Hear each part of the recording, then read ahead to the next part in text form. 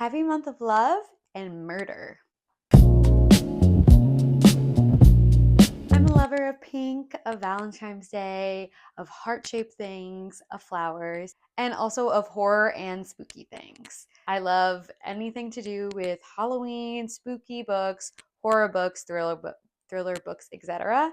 And when I found out about Valloween, which is like a mix of the two, I knew instantly that I was going to love it.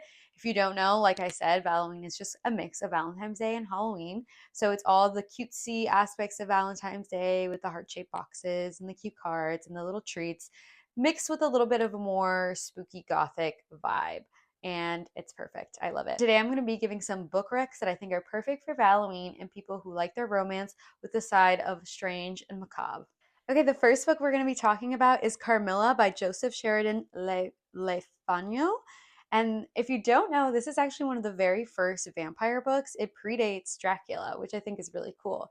And this is about a young girl named Laura who lives alone with her father in Austria. And she's very lonely. And one day, her and her father come across a carriage accident with a girl who seems injured. Her name is Carmilla. And she says her mother has gone to town to look for help. But in the meantime, Laura and her father take Carmilla in as their guest. Laura and Carmilla become friends. However, she begins to notice that Carmilla is exhibiting strange behaviors and also notices that a portrait of Carmilla's ancestor looks weirdly just like her. So, yes, as I mentioned, this is a vampire book. Carmilla is a vampire, and it's actually one of the first books, too, to also have these nods to a sapphic romance, although they are pretty light, I will say. This was written in the 15th century, and so it was still so it was still considered taboo to be in a same-sex relationship, or really not allowed. So it's not as much as you might expect from something written today, but you can tell that there is this romance, or maybe it's more of an attraction, not a full romance, because Carmilla and Laura are attracted to each other. A lot of their relationship is based in that kind of lust. And also, I feel like a lot of vampire books are known, like the whole like genre itself is kind of lustful in a way. I mean, when you think about it, the sucking the blood from the neck, the like romanticism of it all, it's a very lustful genre, I would say.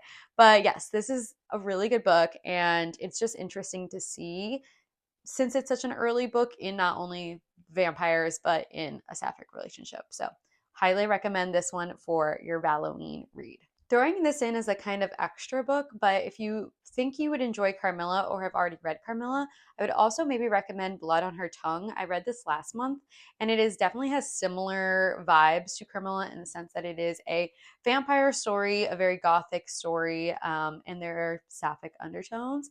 However, since this book was just written like a year or two ago, I do wish that that relationship was a little bit more explored. It's almost as if the two relationships were on par with each other and how much they were like talked about and developed. So that was a little bit disappointing. I think that since we're in a modern time, there's not any issue with writing a full gay romance. So I think that would have been interesting, but it has a lot of the similar elements, the gothic, the romance, and the vampire. So check that one out if you think you would like Carmilla. The next one I'm going to recommend is A Killer Kind of Romance by I have it pulled up. Letizia Lorini, I think. And this is a romantic suspense novel following our main character, sorry, I keep checking, Scarlett Moore, who is a podcaster who talks about true crime fiction, I believe. They're fictional stories, it's not like real true crime. And one day she goes into work, and on the news, she sees that the last true crime fiction book she read is now a real life crime that someone committed. However, it's also a romance. So she bumps into this man who she used to have a crush on when she was in high school, and he's miraculously showed up back in town right at the time of these murders.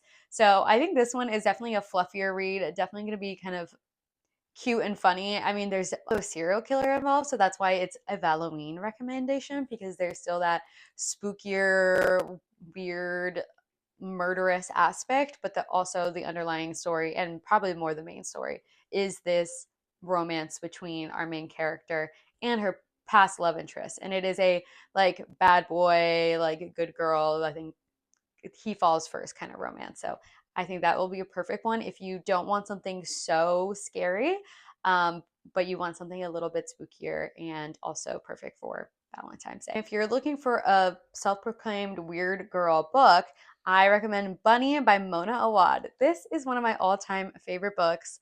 I love this one. I haven't picked up any other Mona Awad yet, but I 100% will, just because this one was so good and so inventive.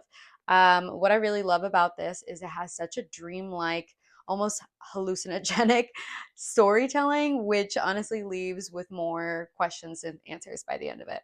This follows Samantha, who is a creative writing student at a New England university, and she talks about this group of rich girls who are also in her writing group, and she nicknames them the bunnies because that's what they call themselves whenever they see each other.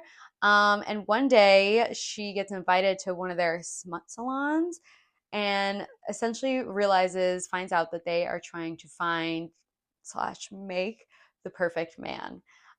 This is such a fun one. It's really, like I said, it's weird and it's cool. It's like, it feels kind of like Alice in Wonderland meets Heathers meets, I don't know, Mean Girls maybe. It is just so unlike anything I had read at that point that I think I really fell in love with it for that. I know there is a prequel now about the bunnies. I haven't read that yet, but my friend who also really enjoyed this really said she really enjoyed the prequel as well. If you honestly pick up any of the books from this list, I would highly recommend this one.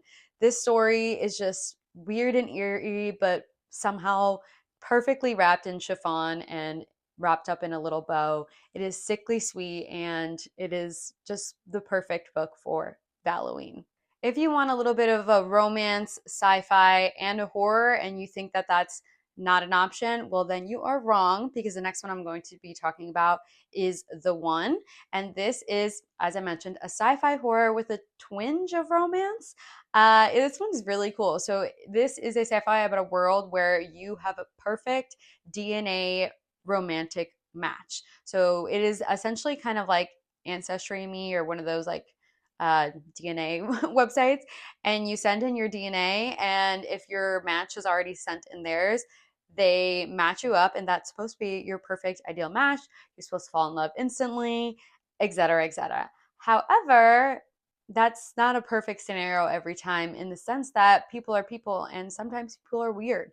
So we're following 5 different stories, and each story has kind of a little bit of a get.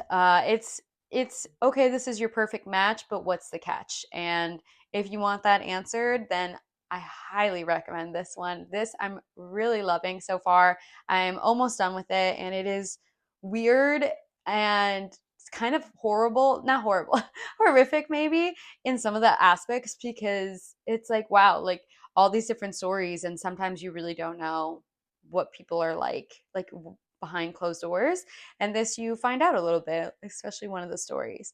But yeah, it's going through just like some really interesting scenarios of these people, and like for instance, like what if your match is the same sex but you don't identify as gay? How does that work? What if your match is no longer alive, etc. So it's a really cool one, and if you're looking for something different and not your typical romance or thriller, I think this is the one to go with. This next one is for the anti-cool girl. Gone Girl is one of my all-time favorite movies and books, and it is a look into how love or obsession can go wrong. Or if you're Anne Hathaway, it's my favorite rom-com. This has been one of my favorite books for so long. I remember I actually read this, I think in 7th or no, in 8th or 9th grade, which probably too young, but I mean, what can you do? And I just like really loved it. I've always been a really big thriller girl, so this kind of, I feel like, sets the tone for all the other thrillers I read. This follows Nick and Amy Dunn, who have somewhat of a whirlwind romance in New York and fall in love, get married, and unfortunately end up having to move back to Nick's hometown of Missouri after he loses his job and to be able to go home and take care of his mom. However, this move causes some strain in the relationship. Amy is the one with the money essentially, and she also pays for the bar that Nick opens in his hometown, and that just causes some issues. Their marriage becomes even more strained, and then on their fifth wedding anniversary, Amy goes missing, and the police are looking at Nick to see what happened. This is definitely not your typical thriller or your typical marriage drama book. It is totally dropping when I first read it, and when I was realizing what happened, I was just shocked. And I think that Gillian Flynn is just such a genius. I really love her. I love Sharp Objects. Dark Places is not my favorite, but still, it was a really good thriller. And this is just a crazy book, and it's at its base level, it's about revenge and who may or may not deserve it. I don't know. So those are a few of my book recommendations for Valloween book vibes or just a slightly spookier side to this month of love. I hope you find something eerie or romantic, and remember, be careful who you give your heart to. Thanks for watching, and I'll see you next time.